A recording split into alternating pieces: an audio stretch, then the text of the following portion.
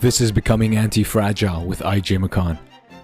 Each week I read a book and highlight the actionable wisdom within. To become anti-fragile, you must strengthen your mind and live with conviction. Let's get into it.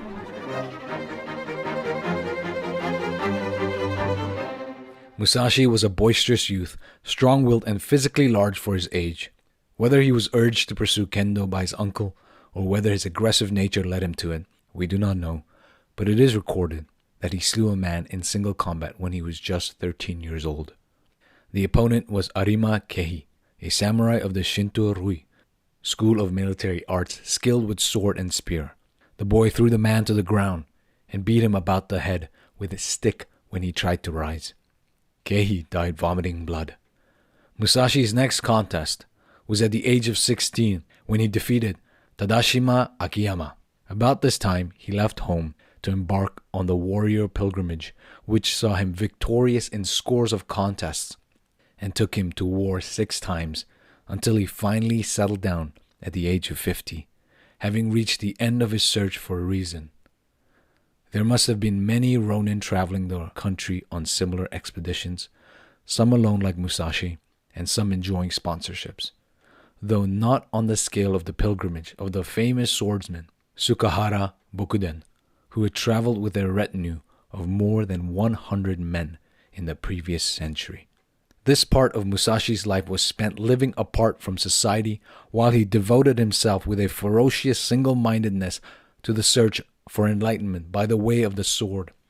Concerned only with perfecting his skill, he lived as men need not live, wandering all over Japan, lashed by the cold winter winds, not dressing his hair, not taking a wife, nor following any profession save his study.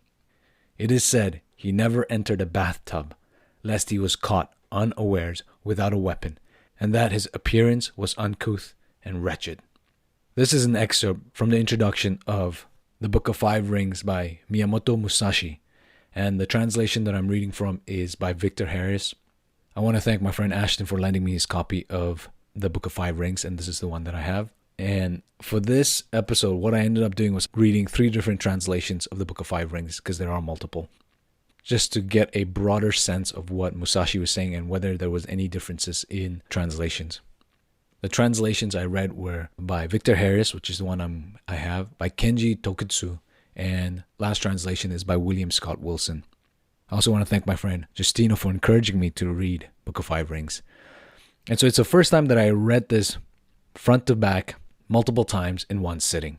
The way this book was written is that Musashi, at the end of his life, gives this book to one of his students. And Musashi is imparting his knowledge, his wisdom of having been on this path to seek enlightenment through the sword. And more specifically, the way. And the way is what comes up over and over again. And Victor Harris says, way means the whole life of the warrior, his devotion to the sword, his place in the Confucius-colored bureaucracy of the Tokugawa system. It is the road of the cosmos, not just a set of ethics for the artist or priest to live by, but the divine footprints of God pointing the way. So Miyamoto Musashi had more than 60 contests by the age of 29, and he had won them all.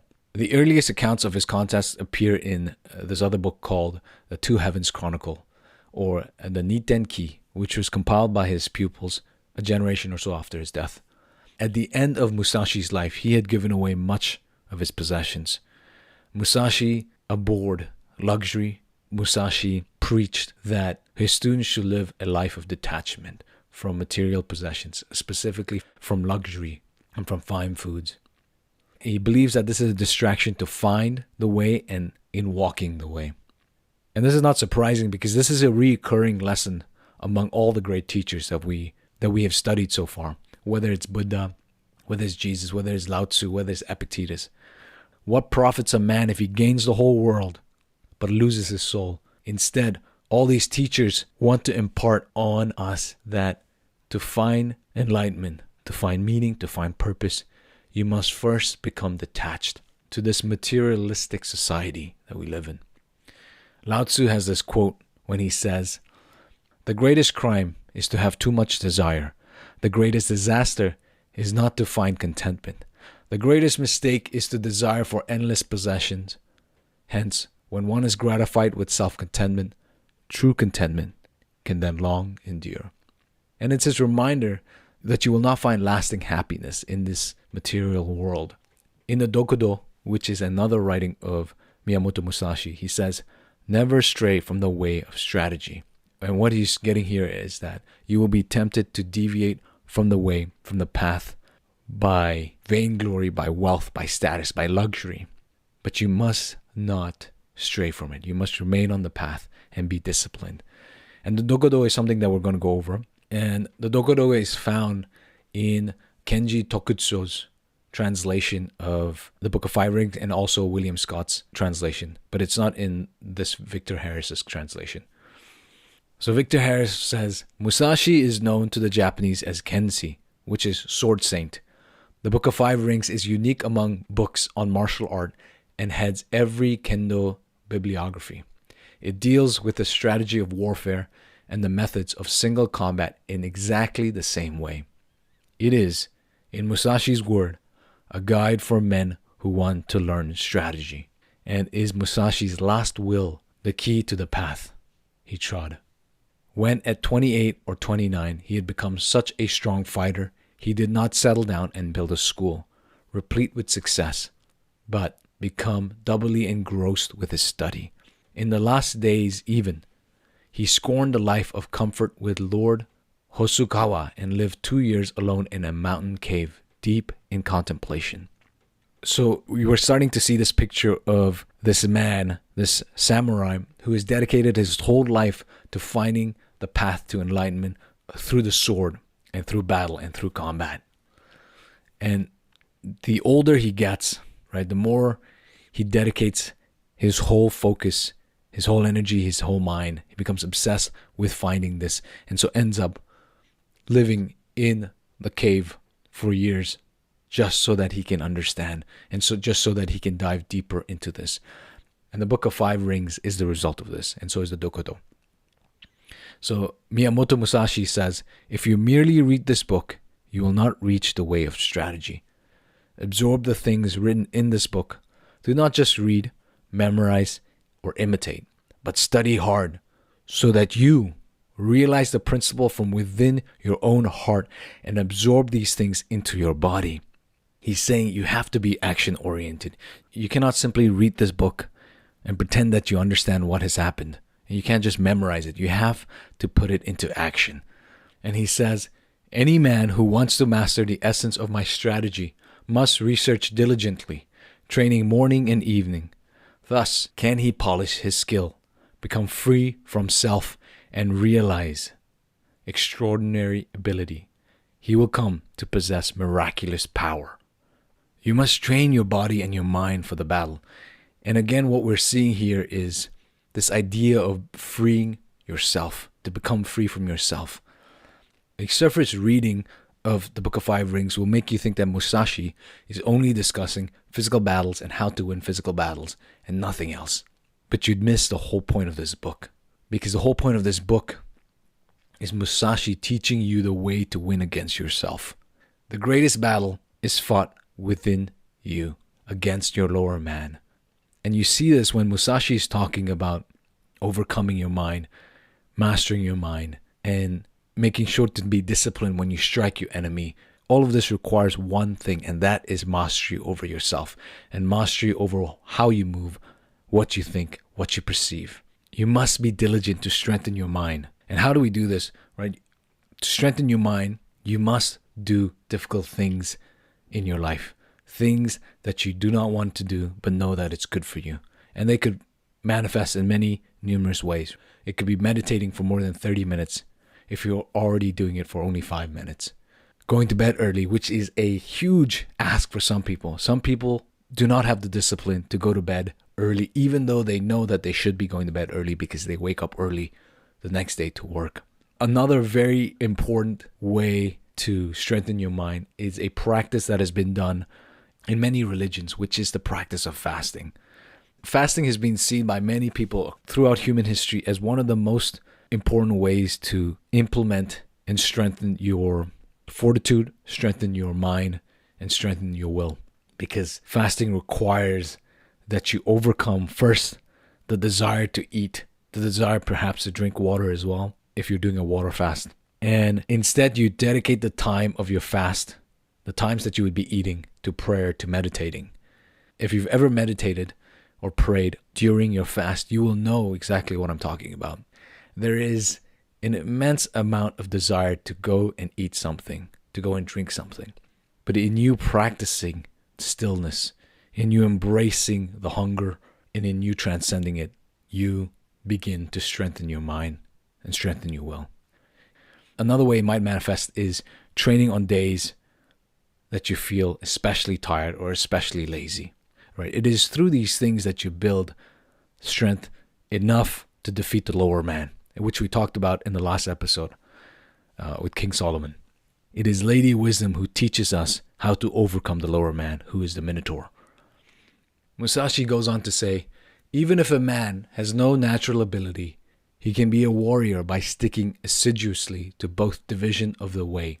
Generally speaking, the way of the warrior is resolute acceptance of death. Although not only warriors but priests, women, peasants, and lowlier folks have been known to die readily in the cause of duty or out of shame, this is a different thing. The warrior is different in that studying the way of strategy is based on overcoming men. Through victory gained in crossing swords with individuals or adjoining battles with large numbers, we can attain power and fame for ourselves or for our Lord, and this is the virtue of strategy. Here Musashi is saying you must be first willing to die. There's a quote from Lao Tzu when he says, outward courage is willing to die, inward courage is willing to live. And for Musashi, it is the courage to go into battle where you are putting yourself on the line. And when you do that, and if you die doing that, that is the most honorable way to go. And that's why he makes that distinction between other people who are willing to die and the warrior who's willing to die.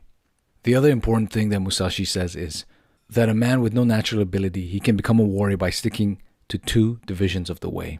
And the two divisions that he speaks about is the way of pen and the way of sword. So Victor Harris in the introduction says, where a Westerner might say the pen is mightier than the sword, the Japanese would say banbu ichi, or pen and sword in accord. And that's because Musashi goes on to say, there are various ways to enlightenment. There is the way of salvation by the law of Buddha, the way of Confucius governing the way of learning. Each man practices as he feels inclined. It is said that the warrior's is the twofold way of pen and sword, and he should have taste for both. I find this very insightful because what you're getting from Musashi is a man who is excellent martial artist, somebody who is a samurai. More importantly, obviously a very deep thinking. You have these two aspects of a man who in our modern day and age are considered opposites to each other. You have academics, scholars who know nothing about fighting, and oftentimes you'll have soldiers, warriors, fighters who know nothing about the academic, the contemplative life. And what you're getting with Musashi is the unification of these two. It's more so that we have separated these two things in our modern age. And there's a book that I'm going to do. It's called Philosophy as a Way of Life that my friend Amos gifted me a few Christmases ago. It's about how it's only recently that we've decided to separate philosophy as a way of life and philosophy as a way of thought. And I like that Musashi here is bringing those two together, because you cannot abandon your mind for the sake of your body, and you cannot abandon your body for the sake of your mind. The fundamental thing about Musashi is that both the mind and the body must work together, must work in harmony. Because when they work in harmony, that is when you can defeat your enemy, and more importantly, how you can overcome yourself. So Musashi classifies people into four groups: samurais, farmers, artisans, and merchants. So he writes, there are four ways in which men pass through life: as gentleman warrior, farmers, artisans, and merchants. The way of the farmer, using agricultural instruments, he sees springs through autumns with an eye on the change of season. Second is the way of the merchant. The winemaker obtains his ingredients and puts them to use to make his living. The way of the merchant is always to live by taking profit. This is the way of the merchant. Thirdly, the gentleman warrior, carrying the weaponry of his way. The way of the warrior is to master the virtue of his weapon. If a gentleman dislikes strategy, he will not appreciate the benefit of weaponry. So must he not have a little taste for this. Fourthly, the way of the artisan, the way of the carpenter, is to become more proficient in the use of his tools, first to lay his plans with a true measure and then perform his work according to plan. Thus he passes through life. These are the 4 ways of the gentleman, the farmer, the artisan, and the merchant. And he goes on to compare the carpenter to seeking the way of life. Just as the carpenter plans out building a house, every corner of it, every joint, so too you must do the same thing with your life. So too the warrior must do the same thing. He must dedicate himself to the craft, to the sword, to understand how to achieve enlightenment through it. Even though Musashi says people fall into one of these 4 categories, if you look at our modern day, most people only fall into one of these categories, 1 or 2 of these categories, and that is either the merchant, the artisan, or the farmer. Very few people are farmers, very few people are artisans, and most people are merchants or in business. We have tended to relegate and deride being a warrior, being a farmer, and being an artisan. It's looked down upon, and we tend to praise the merchants, we tend to praise the business people, but in so doing, we've corrupted the hearts of men and made the path foggy by saying that the only way to seek enlightenment, to find enlightenment, is by going down this path of the merchant. And like Musashi says, the way of the merchant is profit.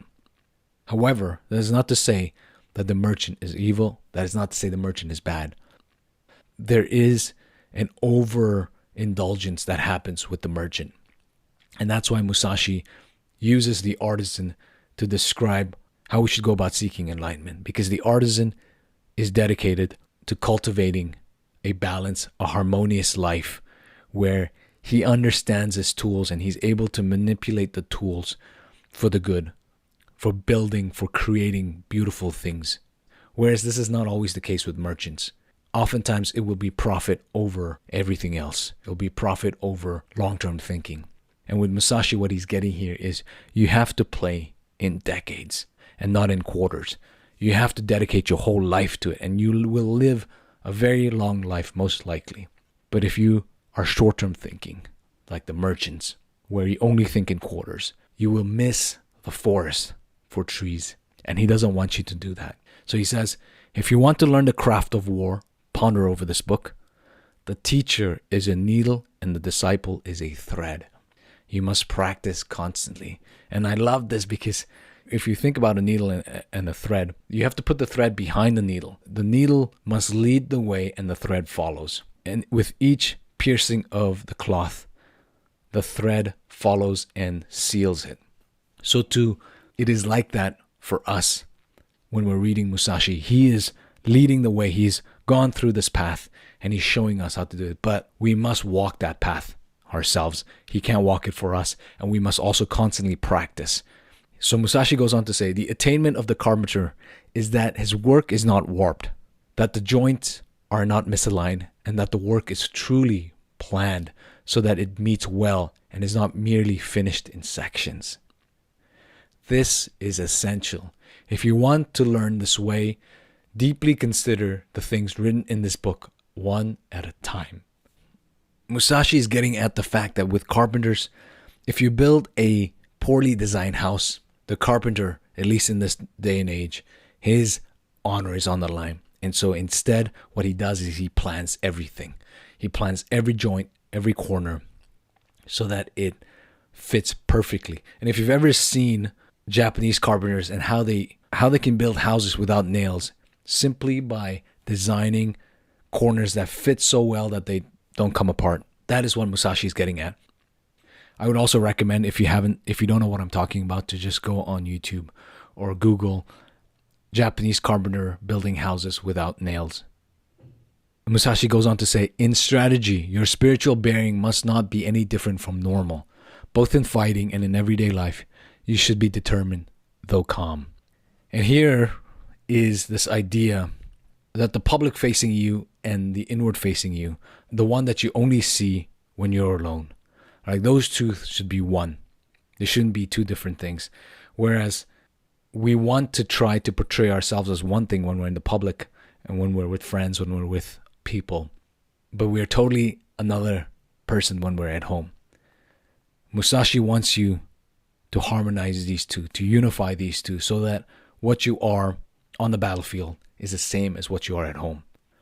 And that you must be determined and calm at the same time, right? Determined in what you say, to have conviction in what you say, in what you do, but also being calm, because being calm is one of the most important things as a samurai, as a warrior. Because if you are not calm, you cannot see, you might miss important things that are happening. So he goes on to say, there is nothing outside of yourself that can ever enable you to get better, stronger, richer, quicker, or smarter. Everything is within, everything exists. Seek nothing outside of yourself. This reminds me of a quote by Marcus Aurelius when he says, look well into thyself.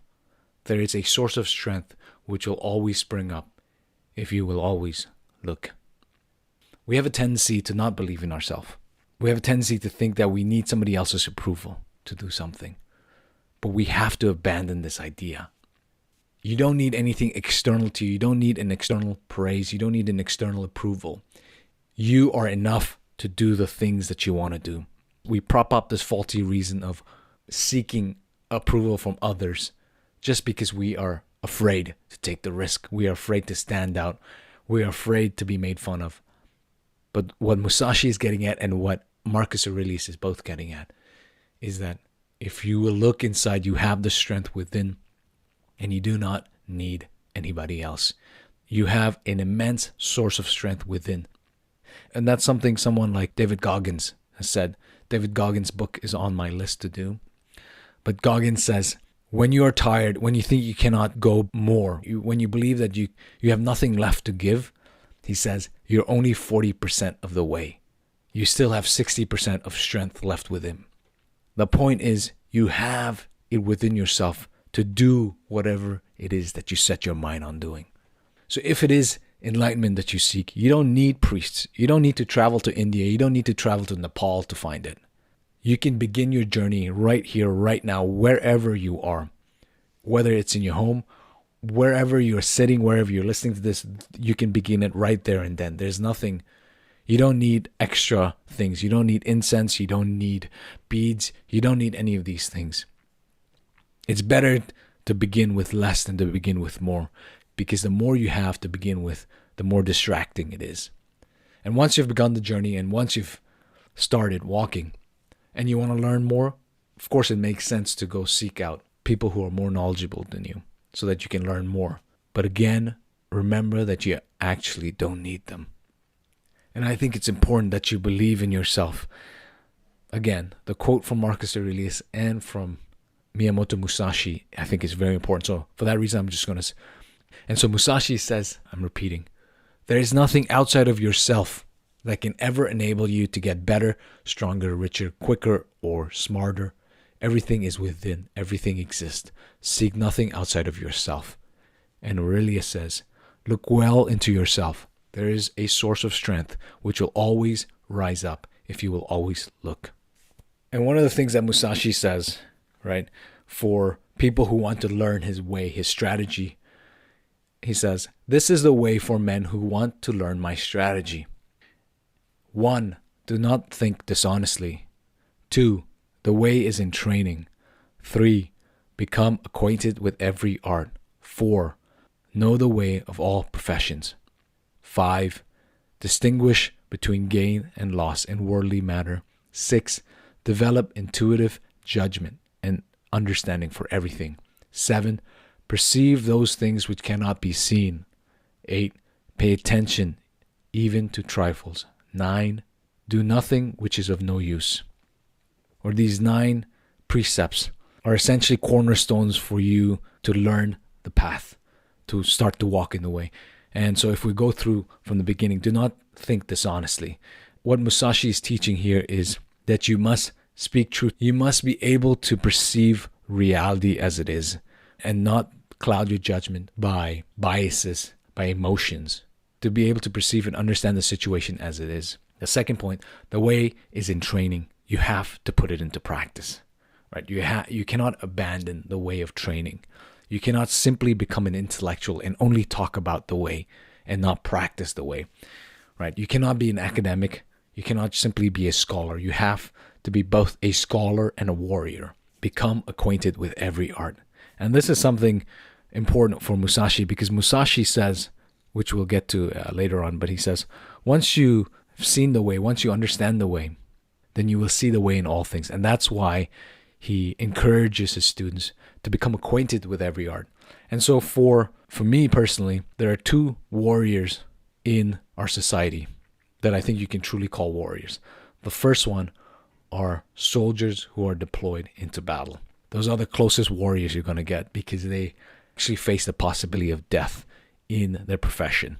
The second one is the mixed martial artist. And the mixed martial artist over all the other martial arts, because the mixed martial artist combines all the martial arts and is locked in a cage and must fight, not till death, but must fight his opponent in a way that's similar to what a one-on-one duel would have looked like.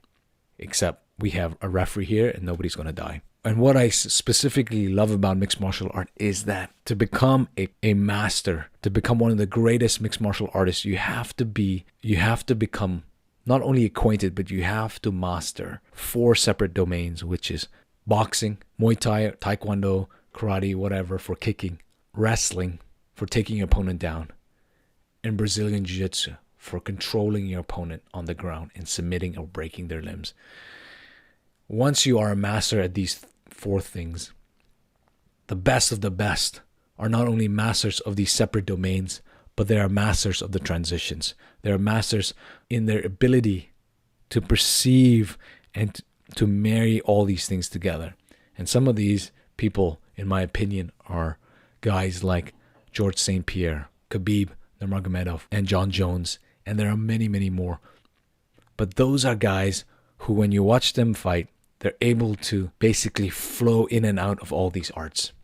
And what Musashi has found is you must become acquainted with every art to find true enlightenment. Know the way of all professions. So moving on to the next thing, 2 that I wanted to mention before we move on is pay attention even to trifles, which is number 8. And this idea is being present in the moment, noticing everything around you, expanding your consciousness. Similar to what Csikszentmihalyi says, if you want to develop flow, if you want to get into states of flow, you have to notice everything. You have to notice the little details of the tasks that you're doing that are all connected. Because when you do, that is when you get into this flow state where time dilation happens. And the last thing of these 9 ways that I want to mention is do nothing which is of no use, which is something that is going to come up again, which we'll go over, but it's the idea that do only the things that matter. Learn to ignore the noise. Learn to ignore the distraction. And that is happening in our daily life. So for example, when I'm recording this podcast, my phone is not around me. Everything is on do not disturb. The only thing I can hear in case of emergency, my wife will knock on the door. But other than that, I'm purely focused on this thing. And even when I'm reading, I try to do this. I put myself into sets of 45 minutes to an hour where I am to focus solely on that task at hand. And if you've done this, you'll know precisely what I mean when at around the 15-minute mark, your mind starts to wander. Your mind wants to pick up your phone, or your mind wants to stand up and walk around and do something. But if you're able to bring that mind controlled, if you're able to bring that mind down and focus for the next 30 minutes, your mind goes into a deep state of flow.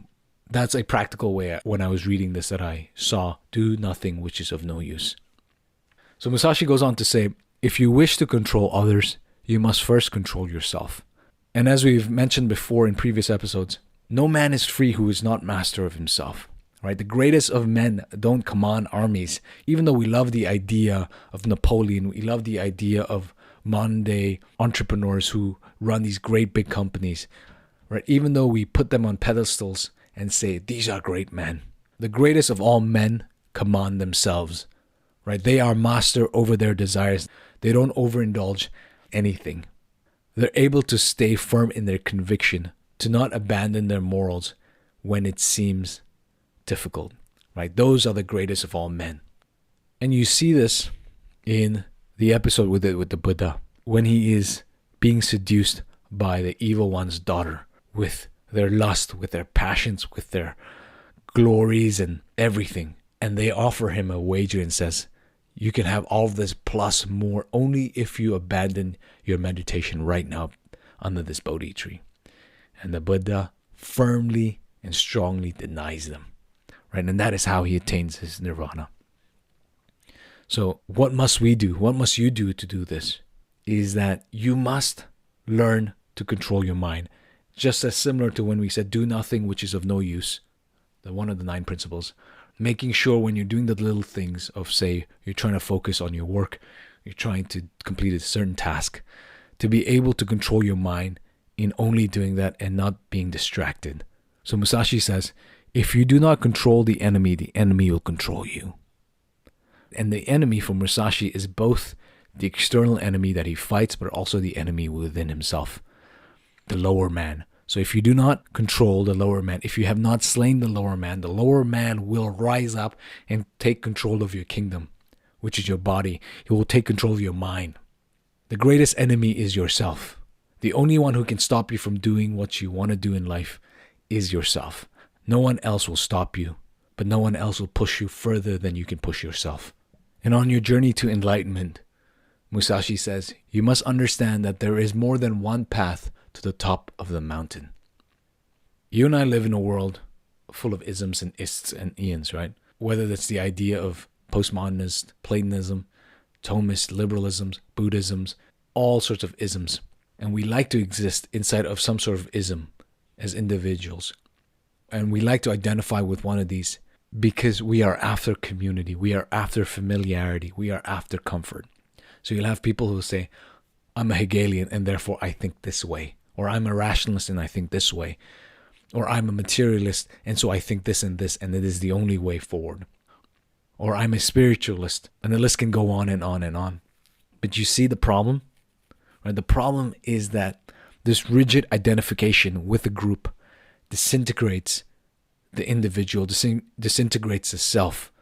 And it's not that being part of a community, being part of a group is not important. It is crucially important to be part of a community, but there is a difference between being part of a community and identifying yourself with some sort of ism, some sort of rigid identity, because what it ends up doing is it ends up making you be unable to think outside of the framework. And what Musashi has found is that to find true enlightenment, you must transcend these categories, these man-made categories that we have created for comfort, for familiarity. He says you must transcend this, right? You must become uncomfortable. You must become unfamiliar, because it is in the unfamiliar, it is in the discomfort that you find true enlightenment, that you enter the void, which is the last chapter we're going to talk about. And this is something that if you've studied mysticism, if you sort of come across any sort of mysticism, and I'm not talking about modern day mysticism, I'm talking about ancient mysticism, whether that's Christian mysticism or Jewish mysticism or Islamic mysticism. If you've studied any of those or read any of their works, you'll find a lot of similarities between these groups, right? Where these guys are talking about God, but they're not talking about God in the same way that most people talk about God. They're talking about the God in this unknowable, infinite way that will seem very unfamiliar to people now. But the reason that they're able to speak these words and trying to put words into this is because they don't necessarily identify with a particular ism, right? Even if they fall under a category. Their goal in seeking enlightenment is to transcend it, to transcend the categories, to toss away the ladder.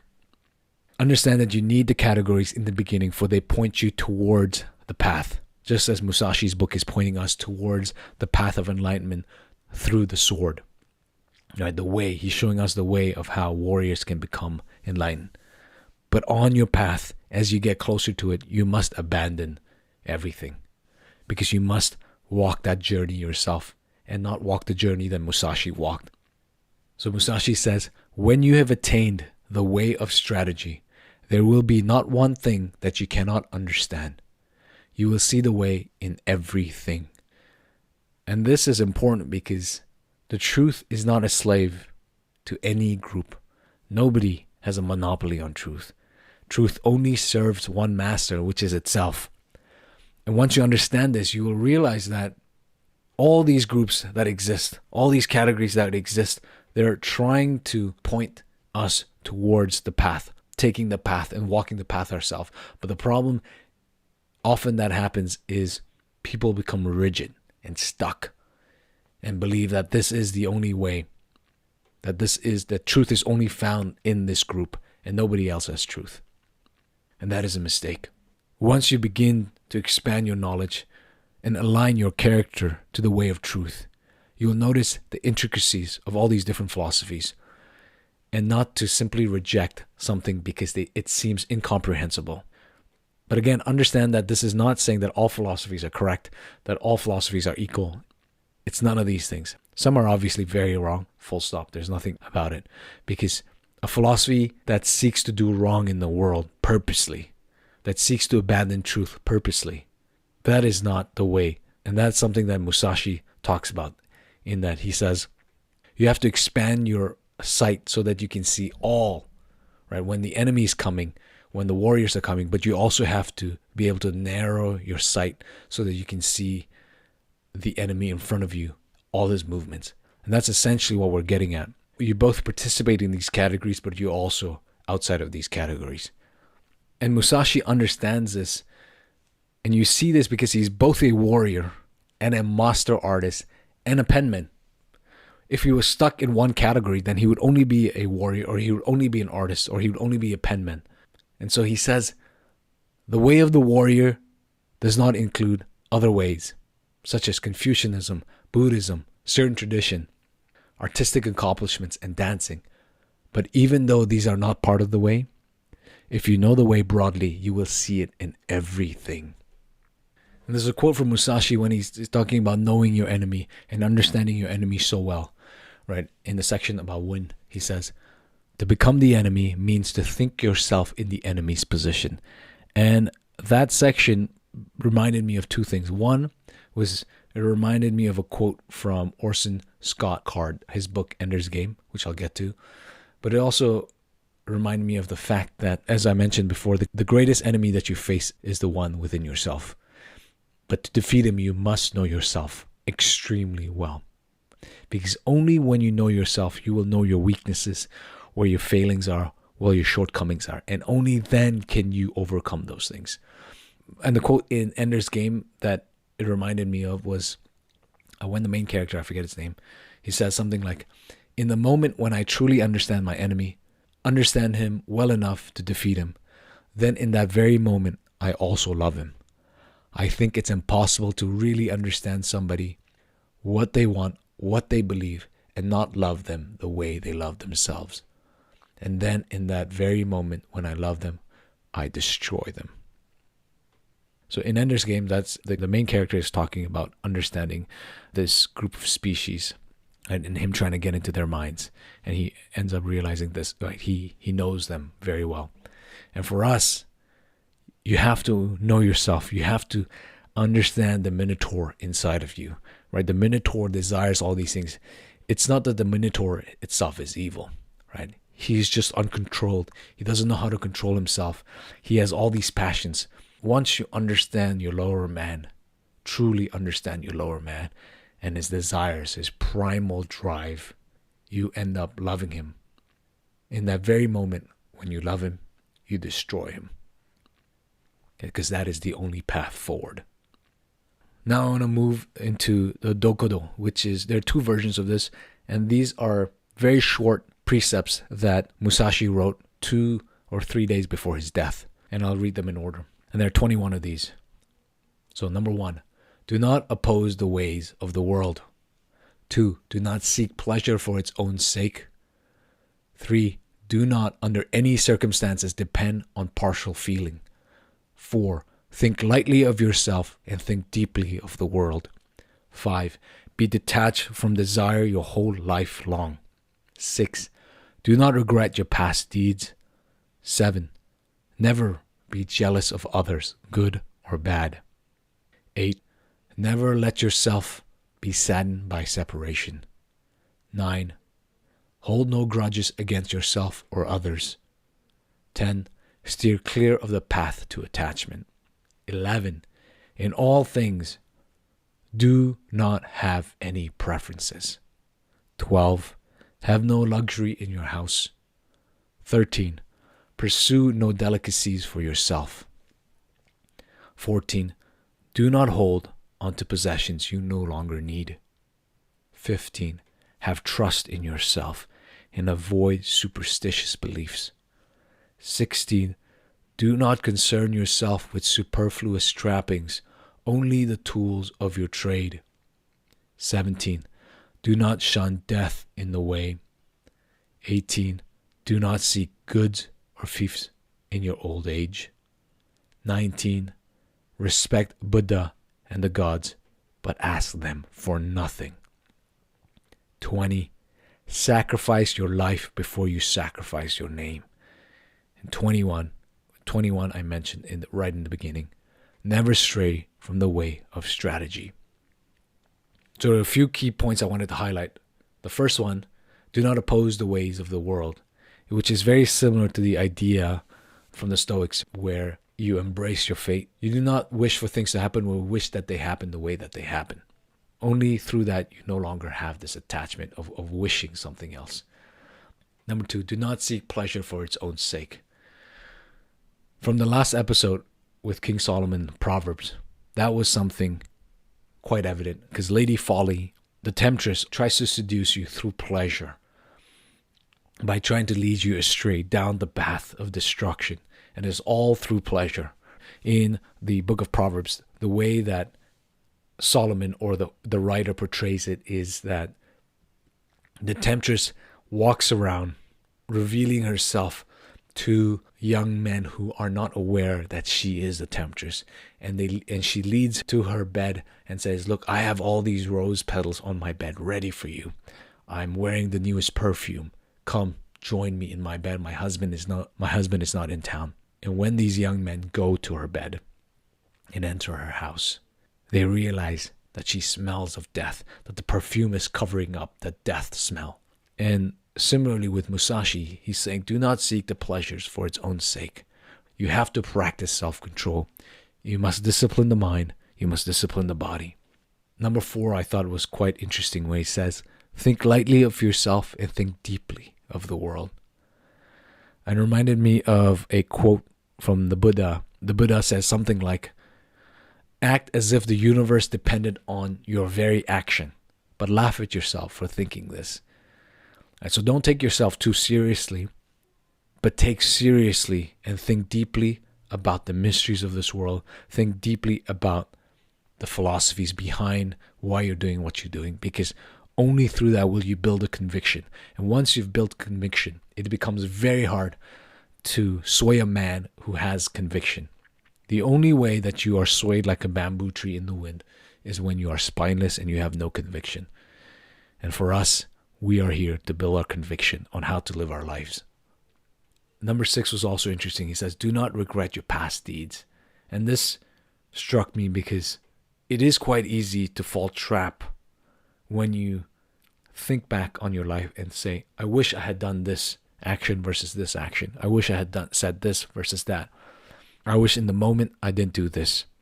But Musashi's point is you cannot change the past. Right? You must accept the past as the past. Only this moment exists because this moment, the here and now, moments like these are what are stacked upon each other, and that is what ends up being your life. And so learn from what has happened, but do not live in the past. Live in the present, as cliche as that sounds, and accept the past and learn from it and learn from the mistakes that you've made so that today the actions you take are ones you will not regret tomorrow. Musashi goes on in number 12, number 13, number 14. He says, in 12 he says, have no luxury in your house. In 13 he says, pursue no delicacies for yourself. and 14 says, do not hold on to possessions you no longer need. Right? The idea that Musashi is getting at here is luxury spoils the soul. You become more attached to this world when you seek luxury, when you grow your possessions, but you become more fragile. And with Musashi being the prime example of somebody who, over the course of his life, slowly gives away all his possessions, that at the end of his life, the last few days, when he meets his kids, when he meets his children and his students, he has very little to give away. One of the things that he gives away is the Book of Five Rings. And Musashi's point is, to become an enlightened warrior, you must transcend the attachment of these material possessions that we call luxuries. And 17 stood out to me because he says, do not shun death in the way. Meaning, face your mortality. Do not be afraid of death. In the path towards enlightenment, in the path that you're walking, do not be afraid of death. And you face your death by contemplating on death. That's much easier said than done. One of the ways that I contemplate on death is in the morning when I'm praying, when I'm meditating, I will sit down and think about my life and think about no longer existing in this life. And really trying to sit in that moment where I cease to exist in this life and trying to imagine the world as is, trying to imagine my family and what it is like. And through that, I come to peace with death. Through that, I become friends with death. So that when death comes to my door, when death is standing at the foot of my bed, I can call him a friend. And there are different ways to do this, but this is one of the ways that I do it. And that leads directly into the Book of the Void, which is the last chapter of this book. And I quote, the Nitto Ichi way of strategy is recorded in this, the Book of the Void. What is called the spirit of the void is where there is nothing. It is not included in man's knowledge. Of course, the void is nothingness. By knowing things that exist, you can know that which does not exist. That is the void. People in this world look at things mistakenly and think that what they do not understand must be the void. This is not the true void. It is bewilderment. In the way of strategy also, those who study as warriors think that whatever they cannot understand in their craft is the void. This is not the true void. To attain the way of strategy as a warrior, you must study fully other martial arts and not deviate even a little from the way of the warrior. With your spirit settled, accumulate practice day by day and hour by hour. Polish the twofold spirit, heart and mind, and sharpen the twofold gaze, perception and sight. When your spirit is not in the least clouded, when the clouds of the bewilderment clear away, there is the true void.